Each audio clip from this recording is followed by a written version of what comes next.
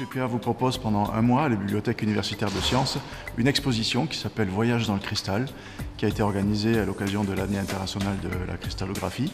C'est une exposition composée de panneaux qui ont été réalisés par Jean-Louis Audot, directeur de recherche au CNRS, des vitrines qui sont proposées par le département de géosciences, avec une vitrine de minéraux. Donc quelques exemples de composés cristallins variés en couleur, en origine géographique et en symétrie pour découvrir la matière cristalline.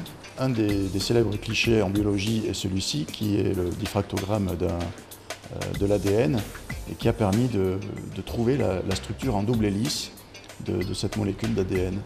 Un solide cristallin est caractérisé par une répétition d'un motif élémentaire de base dans les trois directions de l'espace. Alors, par exemple, ici, on peut voir que les atomes en gris, en jaune et en rouge sont alignés et qu'il existe des plans de symétrie, des axes de rotation, par exemple d'ordre 4, des plans de symétrie diagonaux, etc. Nous avons aussi une vitrine avec quelques instruments ou quelques objets de patrimoine, comme ces modèles moléculaires, des modèles cristallins qui sont utilisés en cours.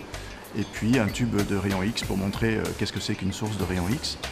Et les bibliothécaires de la bibliothèque ont fait toute une liste de livres, une bibliographie sur ce thème de la cristallographie.